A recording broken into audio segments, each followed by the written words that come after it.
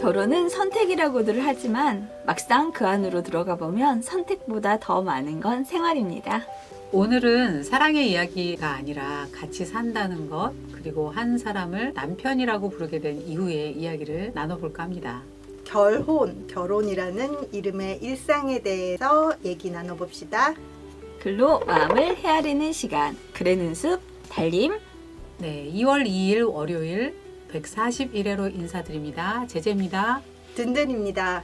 네, 두 분 우리 그래는 숲 방송에 최다 출연자가 누군지 혹시 아세요? 그렇게 물어보신 것은 바로 고요한. 너무 자기적인 질문인데. 네, 우리 방송에 2번 이상 출연자가 없었던 걸로 아는데 무려 3번 출연한 분이 오셨습니다. 더구나 세계문학상 수상작가이자 대한민국 소설가 중 이분 상상력 뛰어날 분 찾기 힘들 것 같아요. 그리고 쓰는 작품마다 이슈가 되는 고요한 소설가님 모셨습니다. 어서 오세요. 환영합니다. 안녕하세요. 반갑습니다. 네.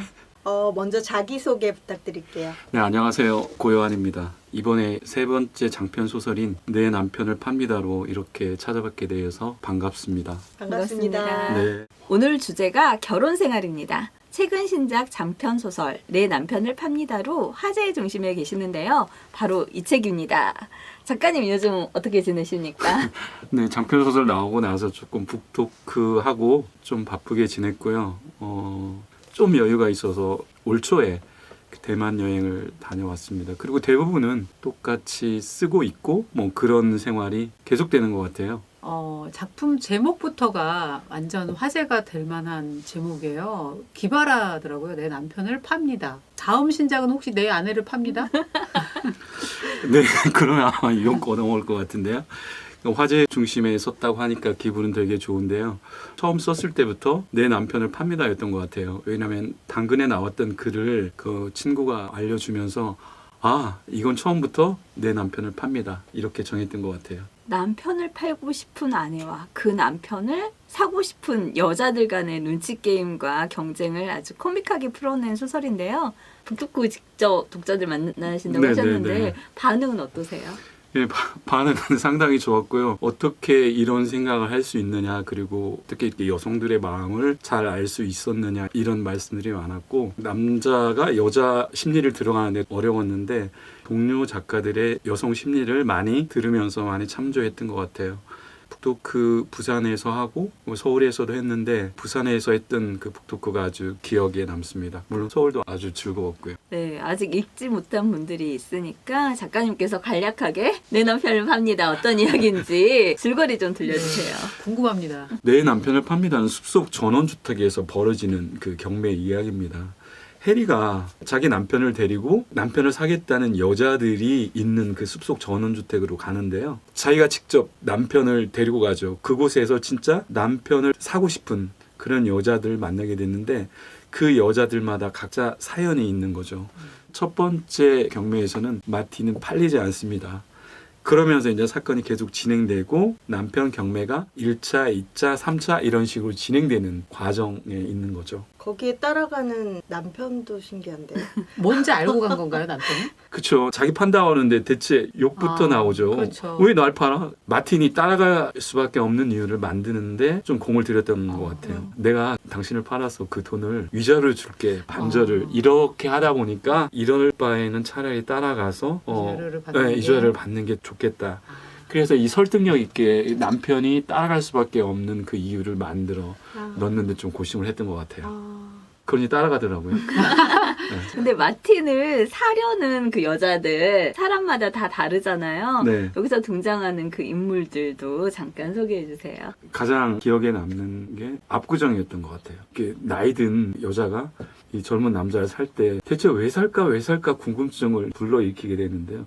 저 스스로도 거의 70에 육박한 여자가 하는데 제 스스로 놀랐던 걸 이거 쓰면서도 이 남편을 사서 요양보호사로 쓰면 좋겠다 이런 생각을 해서 그리고 뭐 루비통 같은 경우에는 자신이 사랑했던 남자와 닮은 남자를 사려고 했던 그런 거고 그다음에 해리 같은 경우에는 당연히 이제 이 남자와 더는 살 수 없다는 결론을 내리고 나서 팔고 그리고 또 여기에서 남편을 사겠다는 남자도 등장하잖아요. 그 남자를 쓰면서 좀 재밌던 부분은 이 남자한테 왜 마틴을 살려고 할까 했던 게 자기의 눈이 이제 시력을 잃어가는데 이 남자를 사서 안구를 이식하면 살 수 있겠다. 절박하지만 그렇다고 사람을 사서 그렇게 한다는 건 좀 말이 안 되잖아요. 그래서 이렇게 살 수밖에 없는 이런 남자나 여자들을 이 소설 속에서 등장시켰던 것 같아요. 네, 얘기를 듣다 보니까 남편을 파는 경매는 어떻게 끝이 날지 정말 궁금해지는데요. 낙찰자가 누군지도.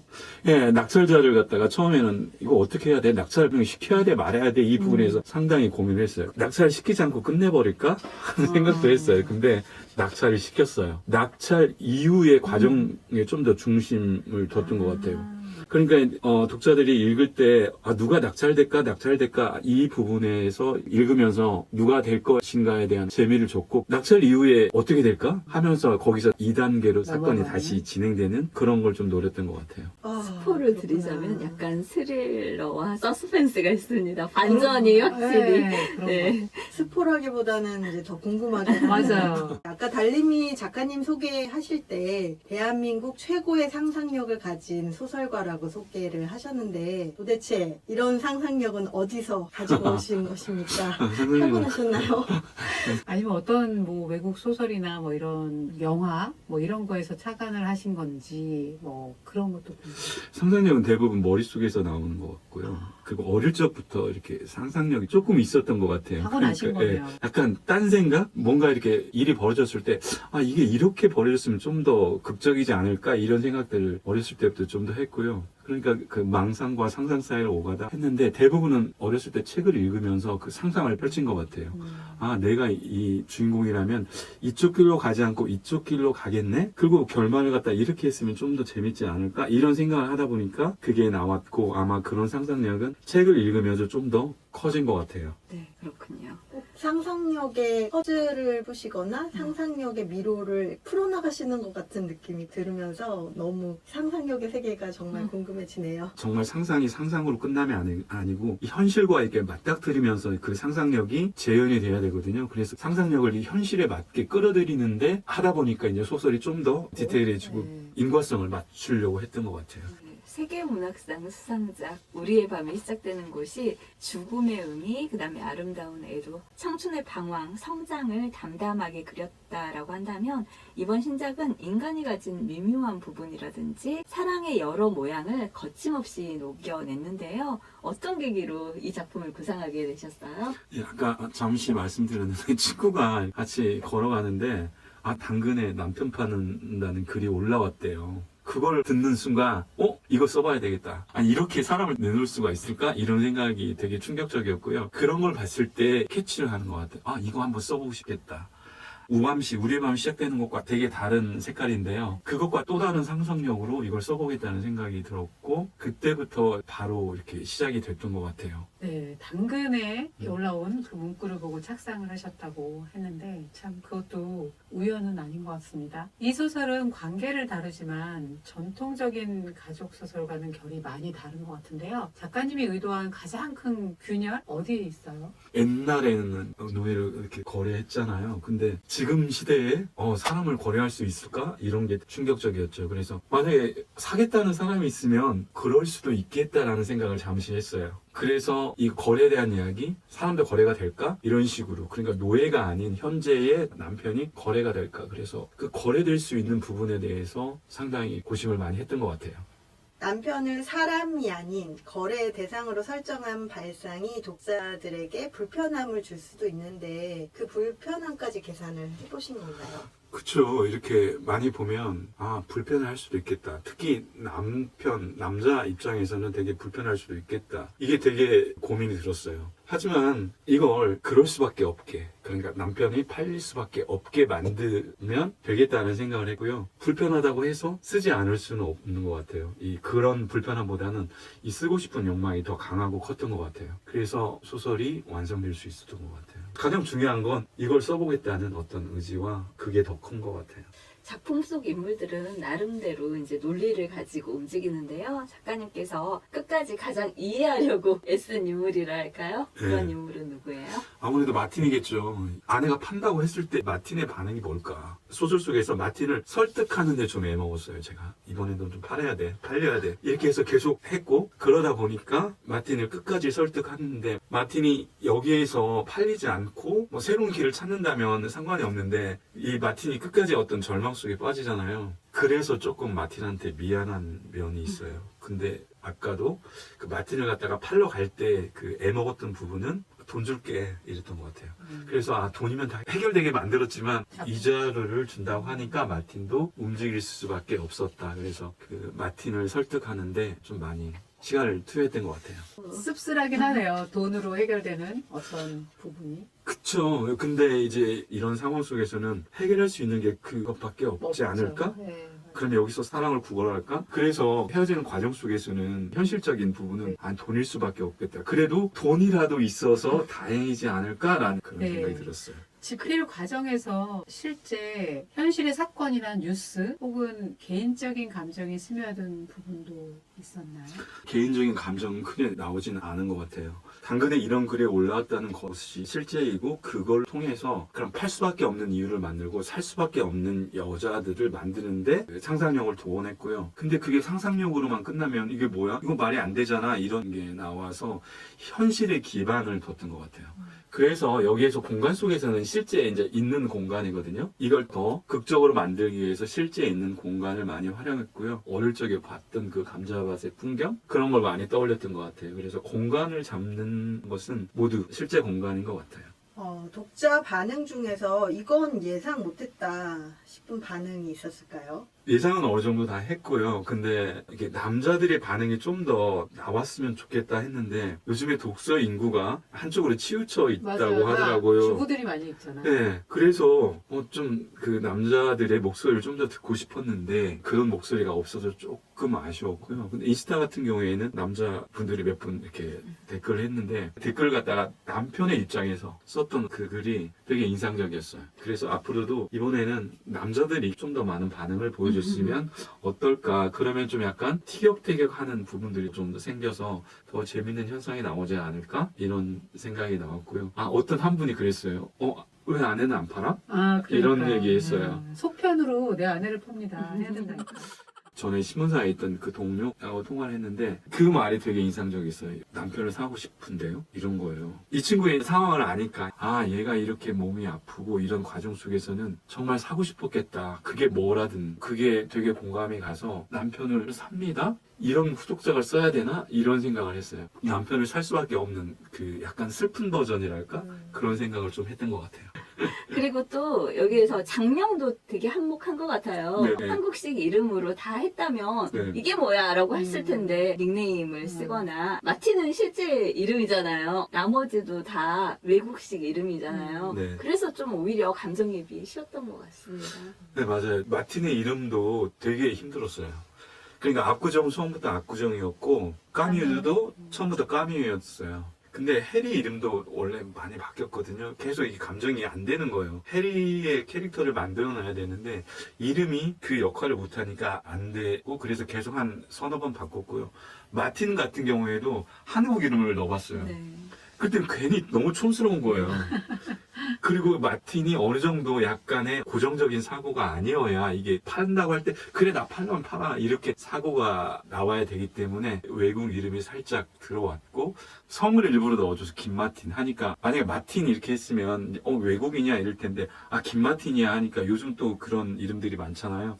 그래서 이름이 좀 한몫하지 않았을까 이런 생각을 했어요. 네. 아, 이름도 진짜 중요하네요.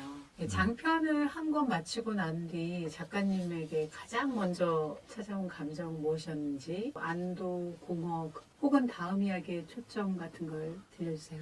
아무래도 좀 기계인가 봐요. 이렇게 안도, 공허 이런 거 되게 못 느꼈고요. 아, 이 작품이 나오기 전에 7월 달에 신작 장편이 나오기 때문에 공허함이 없었어요. 아, 이 작품 나오자마자 바로 7월에 나올 작품 태고에 들어갔고 그 정도면 좋으련만 그 사이에 또 두 편의 장편을 초고를 어느 정도는 썼어요. 30% 이상? 연내에 아마 그 초고 정도는 두 편의 장편이 나올 것 같아서 공허함은 없었고 아, 빨리 써야지 라는 생각과 또 그 다음 작품을 또 써야 되겠다 이런 생각을 많이 했던 것 같아요.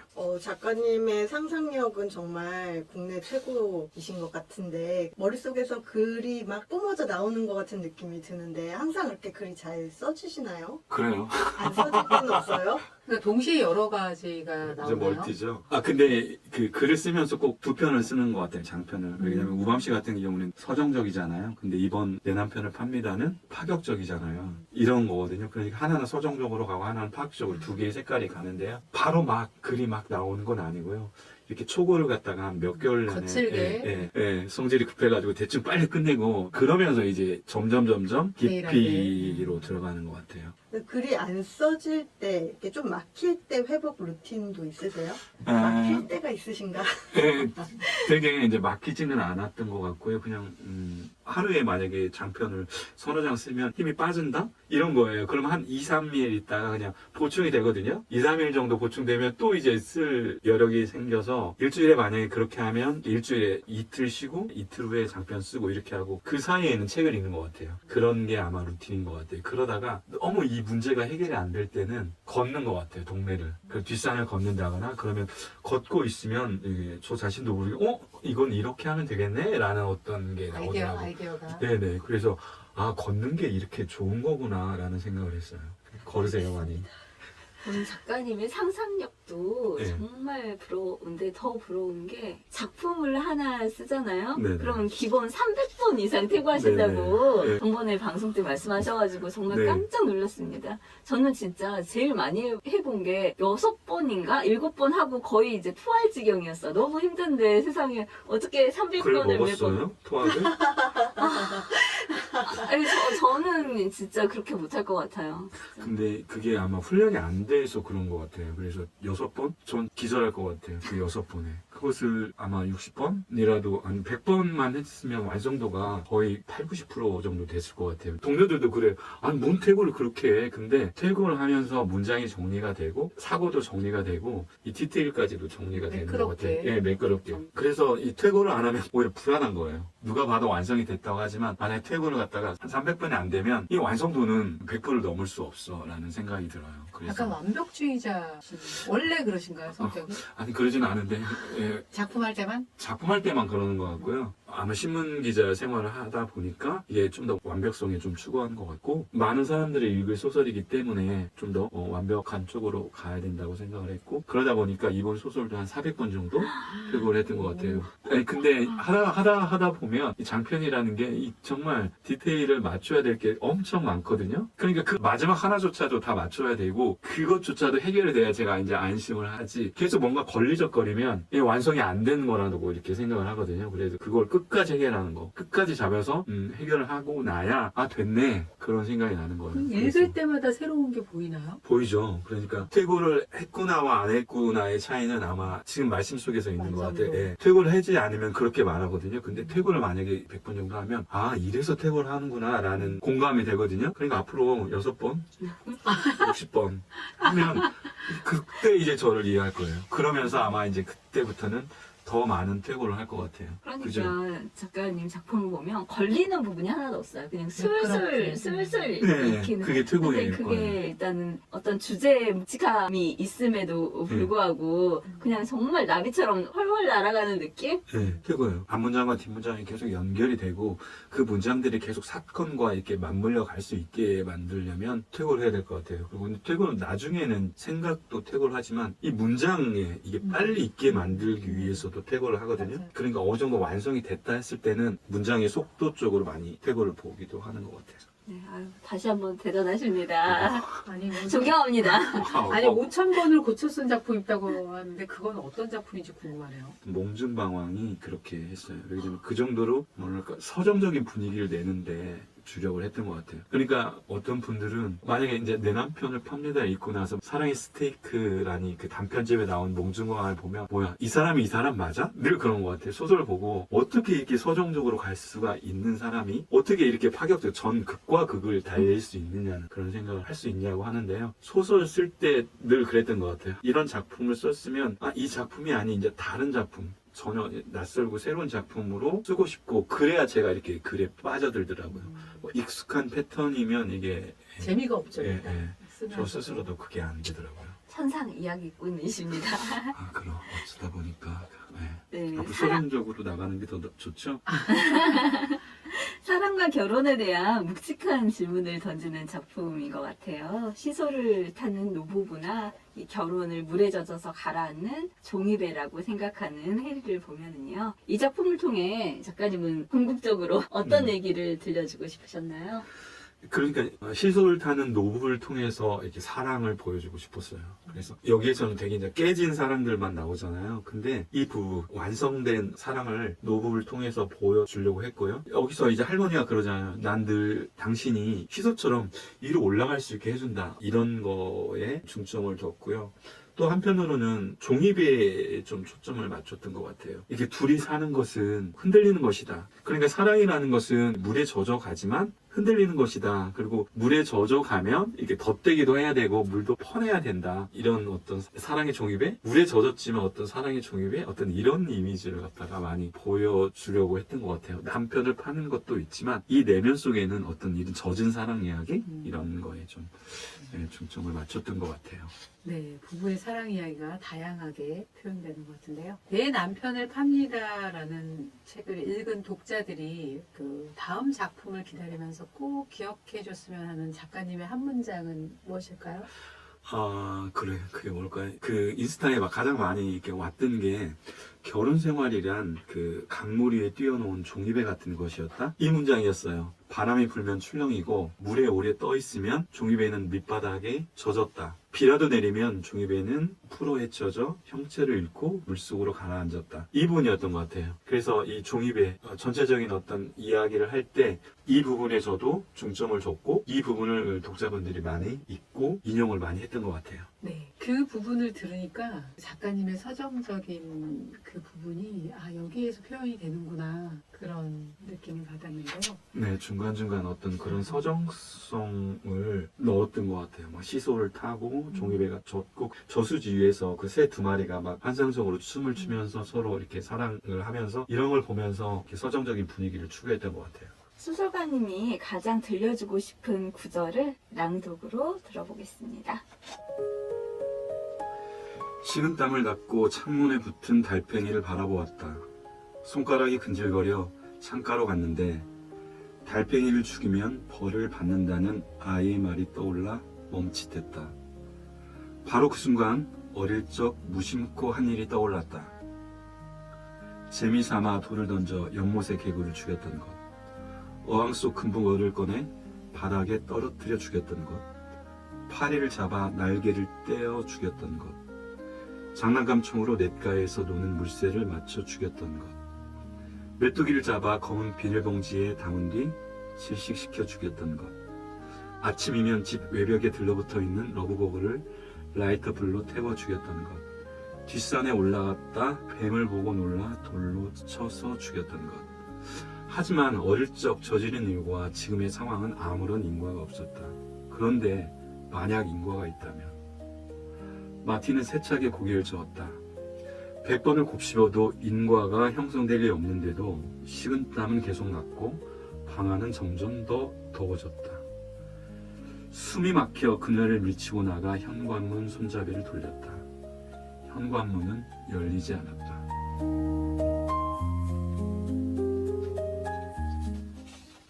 이 구절을 손꼽은 이유가 있을까요? 마지막 장면을 갖다가 많이 바꿨는데요. 마틴을 갖다가 여기서 만약에 행복하게 살 줄 알았겠지 이게 아니라 또 다른 어떤 구렁텅이 이보다 더한 구렁텅이에 빠뜨리고 싶었어요. 왜냐면 오도 가도 못하게 이 집안에서 갇혀서 나올 수 없게 만들게 싶었어요. 그래서 마지막 장면을 고려를 했고, 그러면서 애가 그 집안에 있는 모든 분들을 막 다 밀치고 다니는데 다 닫혀 있잖아요. 네. 근데 마지막에 이렇게 천창이 딱 그 보이잖아요. 그 천창을 통해서 나가려고. 하지만 그 천창은 뱀이 있죠. 그래서 나가지 못하는 어떤 그렇게 만들어 놓은 것 같아요. 약간 상징적인 부분이네요. 그쵸. 예. 아무리 네가 여기를 나가려고 해도 나갈 수 없다. 원래 그 천창에는 새가 앉아 있잖아요. 근데 늘 앉아 있는 새가 보이지 않는 거예요. 그리고 그 새가 앉아 있던 자리에 뱀이 앉아 있는 거예요. 그러니까 뱀이 새를 잡아먹은 거겠죠. 절망적이네요. 그쵸. 완전히 절망에 빠뜨렸어요. 그래서 숨을 못 쉬게 있는 사람이 어떻게 이 남자를 갖다가 이 마틴을 끝까지 이렇게 절망에 빠뜨릴 수가 있어? 좀 구해줘야 되는 거 아니야? 이런 거죠. 저도 구해주고 싶었는데 그게 안 되더라고요. 계속 더 절망에 빠뜨렸던 것 같아요. 2016년 문학사상과 작가세계로 신인 문학상을 받으며 데뷔하셨잖아요. 어렸을 때부터 소설가가 되고 싶으셨던가요? 아닌 것 같아요. 그 고등학교 때는 뭐 이렇게 취업을 해야 되니까 신문방송학과에 갔던 것 같아요. 그래서 그때는 신문방송학과에 가서 기자가 되어서 뭐 어려운 어떤 이런 것들을 많이 도와야 되겠다 이런 생각으로 갔는데요. 막상 학교에 가서 공부를 할 때는 그것보다는 시를 많이 이렇게 끄적였던 것 같아요. 그러니까 22, 23, 24, 25 이때는 시를 썼어요. 그 시를 공부하고 뭐 심슨도 많이 투고를 했죠. 근데 시는 안 됐죠. 그러다가 이제 졸업을 하고 나서 소설을 쓰고 싶은 거예요. 물론 이제 시를 읽으면서 소설도 계속 읽게 됐는데 소설이 더 끌렸어요. 아, 이야기를 하고 싶은 거구나. 그래서 그때부터 27살 때부터 소설가의 꿈을 꿨고 그때부터 소설가가 되어야 되겠다고 이렇게 생각을 했던 것 같아요. 저희 아들이 작가 지망생인데 그래요? 저희 아들처럼 소설가가 되고 싶은 청소년이나 꿈꾸는 분들이 지녀야 할 덕목이라고 할까요? 어떤 게 가장 중요하다고 생각하세요? 가장 중요한 것은 일단은 책을 읽어야 될 것 같아요. 책을 읽어야 상상력이 이렇게 생기거든요. 그게 어렸을 때부터, 그래서 고등학교 때 읽은 책들이 지금도 인상이 남는 게, 이 어렸을 때 이게 책이 20년, 30년을 가는구나라는 때문에 책을 많이 읽어야 된다는 생각이 들었고요. 그리고 여행을 하면 사고력이 되게 넓어지고 달라지거든요. 그래서 저 역시도 이 한 공간에 있지는 않아요. 그래서 공간을 바꿔주면 그 사고도 바뀌더라고요. 생각도 바뀌거든요. 그래서 늘 이렇게 공간을 바꾸려고 하고 있고요. 그리고 어렸을 때 같은 경우에는 타인에 대한 배려가 키워져야 되지 않을까? 이런 생각이 들어요. 막 어떤 애들 보면 뭐 할머니가 가면 자기가 물건을 준다거나 아니면 저건 저렇게 하면 안 돼. 길에 뭐 휴지를 버리면 안 되거나 뭐 차 안에서 떠들지 않는다는 어떤 이런 타인의 배려가 있어야 된다는 거예요. 자기 생각을 갖다 완전히 이렇게 꺼내는 게 아니라 타인을 배려를 하고 난 다음에 어떤 자신의 어떤 생각을 갖다가 드러내는 거, 타인을 생각을 하면서 그 글을 쓰게 되는 것 같아요. 그래서 그런 쪽에 좀 중점을 두면 좋지 않을까라는 생각이 듭니다. 외부로 레이더를 이렇게 맞출 수 있는 능력이 있어야 될 것 같아요. 타인을 배려하면서. 그쵸. 예. 타인을 배려하는 게 생각보다 쉽지는 않잖아요. 약간 공감 능력이 있어야 되는 거죠. 어쩌다 보면 이렇게 자기 주장만 하게 되는 경우가 많잖아요. 타인 어떤 배려하고 생각을 해야 이 글을 쓸 때 화자의 심정을 이해하게 되는 것 같아요. 네. 작가님 소설 읽다 보면 아까 내 남편을 팝니다 마지막 장면도 뱀이 이렇게 딱 다리를 틀고 바라보고 있잖아요. 네네. 그 뱀이 자주 등장해요. 네. 이번에는 또 여기에다 달팽이까지 상징처럼 등장했는데 어떤 의미를 담으셨어요? 저는 이제 우밤시 쓸 때도 거기에서 가장 두렵고 무서운 걸 썼거든요. 그게 이제 죽음과 뱀이었어요. 그리고 뱀이 두려워서 이렇게 썼는데 이번에는 뱀이 안 나와야지, 안 써야지 했는데 어쩌다 보니까 살짝 뱀을 넣게 됐어요. 뱀과 함께 이제 달팽이가 나오잖아요. 달팽이가 나왔던 것은 달팽이가 이제 어렸을 때 보면 비 오고 나면 많이 나와서 트리고 났을 때 이 달팽이 잔해를 봤는데 아 그러면 안 되겠구나 라는 생각이 들었어요. 어렸을 때요? 네. 그래서 지금 같은 경우에는 그 기억 때문에 공원을 산책하다가 이제 비 오고 나면 지렁이가 이렇게 맞아요. 길 올라오잖아요. 엄청 많이 나와 있죠. 그러면 어떻게 엄청 어떻게 가세요? 산 지렁이? 저는 사실 예전에 지렁이를 키웠었어요. 집에서 그 음식물 쓰레기를 줄이고자 하는 어머. 친환경적인 생각으로 지렁이를 오랫동안 키웠는데 그러고 나서는 그렇게 길에서 발견된 지렁이를 이렇게 나뭇가지로 이렇게 해가지고 풀 있는 데로 보내거나 그런 식으로 하던가 아니면 시간이 없을 때는 그냥 이렇게 피해 가던가 뭐 이렇게 하는데 다른 사람들은 좀 이해를 못 하더라고요. 저 같은 경우는 사실 뱀도 징그럽지만 뱀은 그렇게 도저히 못하죠. 근데 지렁이도 징그럽잖아요. 이렇게 똑같이 나뭇가지를 집어서 보지는 않고요. 이렇게 풀 속으로 넣거든요. 왜냐면 얘가 이제 햇빛이 오면 말라 죽는다는 걸 알잖아요.